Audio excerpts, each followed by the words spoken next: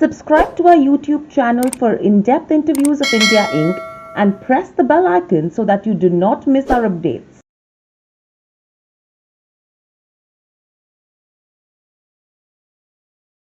Hello and welcome to Nirmal Bang, ladies and gentlemen. I'm Hiral Dadia. We have with us Ria Singh, technical analyst, currencies joining in. Ria, welcome to the show.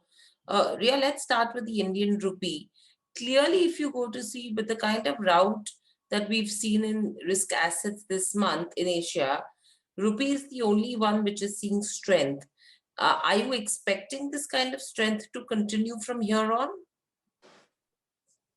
Yes, Hiral, definitely. Because if you look at the current domestic market situation, there has been a thanks to the spree of share sale offers that have been coming out into the domestic market, it is definitely uh, getting the foreign investors into into the investment picture. So the rupee, if you look at the overall, the inflows that have been from the foreign investors, it has been around 2.9 billion, thanks to the overseas purchase of local stocks, plus the IPOs that have been coming forward to and gaining quite an attractiveness to the foreign inflows. So I think due to the quite good momentum of FII inflows, whether it is 2.9 billion of the purchase of the local stocks or whether it is 59 billion rupees this month, which has which has come in owing to the 9 share sale offers. So this has done quite a good in order to get the rupee strengthened as compared to the other emerging Asian currencies. And plus, RBI has been quite efficient in getting the Indian rupee stable at around the 70 to 50, 70 to 25 levels, owing to the rise into the oil prices. So I think if you look forward to whether the strength will sustain or not, I think the prospect of the economic recovery is still undermined. Uh, uh, the forex exchange reserve is approaching 600 billion, and this gets the India in a very strong position to ward off the impact of the U.S. Treasury led sell-off that has roiled the global risk asset. So I think rupee strength could be maintained if there is more inflows coming in with the more lined up IPOs into the capital market.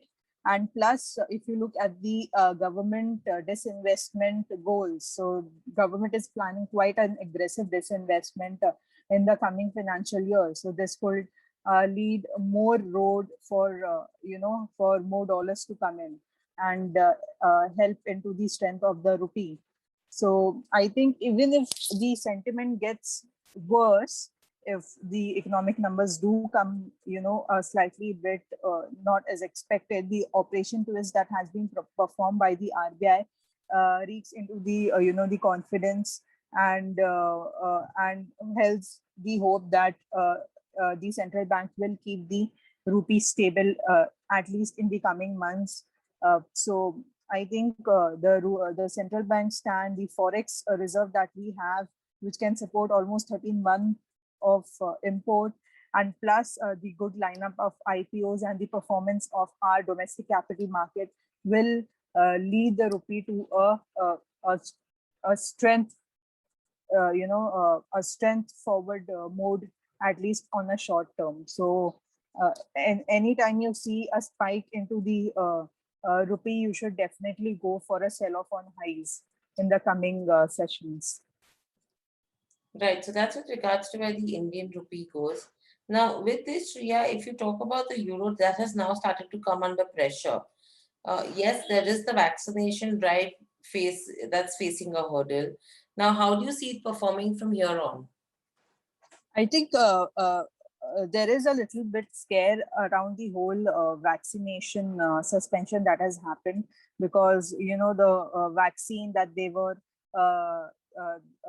AstraZeneca vaccine that was there into the market, it was giving a quite a scare to the public due to a possible blood clot issue. So though they have resumed the vaccination drive again, but obviously there will be a lingering worries among the citizens. So in order to get the euro back onto a recovery phase, uh, apart from the poor economic numbers and the distress, uh, positive, the distressed economy altogether, vaccination was the only drive that would have helped the euro to get back on the track. But owing to this major hurdle, I think it will remain under pressure. The only thing that EU can do right now is to get a grip on the vaccination drive, because this is a major important factor that is leading the forex strength right now, whether it is Euro, US, UK, any country. So vaccination drive,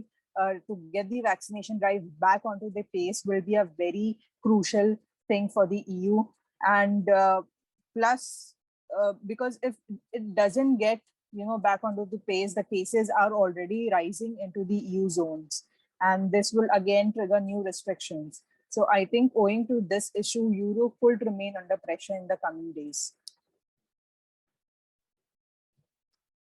Right. And very lastly, Ria, if you see with regards to the pound as well, it's entering the weaker zone now in this year. How would you advise to play, and what do you see the movement over here from here on?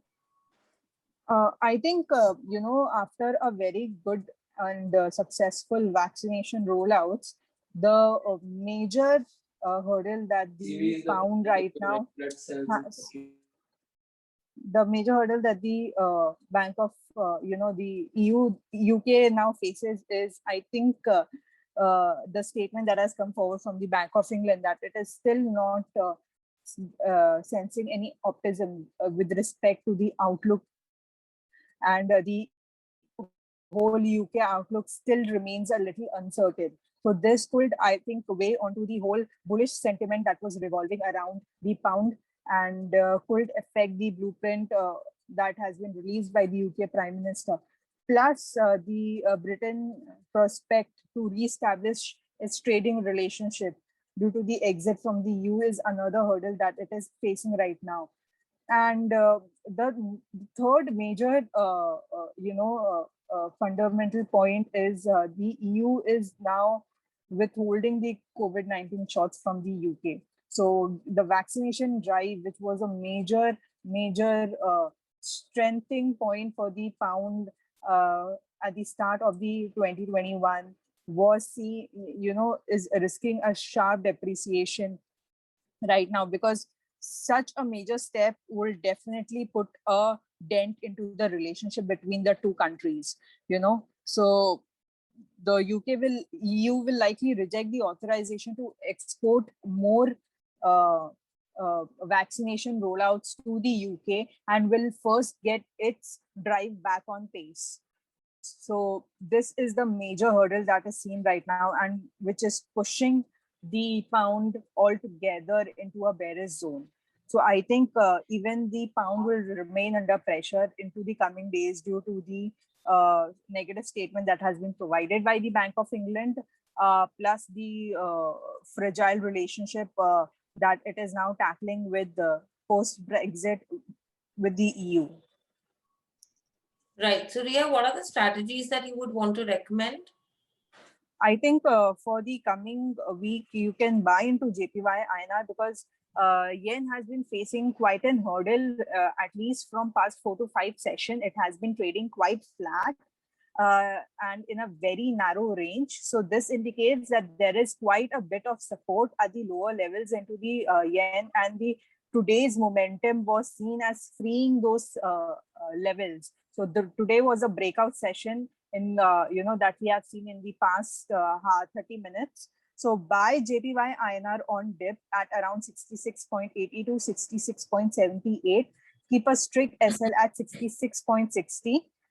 Keep a target at around 67 to 67.25. You can sell into the JPB INR below 100. Go for a target of 99.75, 99.50. Keep a very strict SL at 100.25.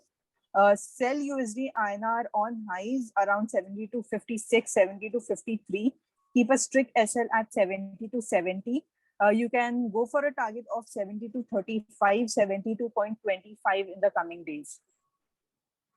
Right. All right, Ria. Thank you so much for joining us on the show and sharing those strategies. Thank you so much.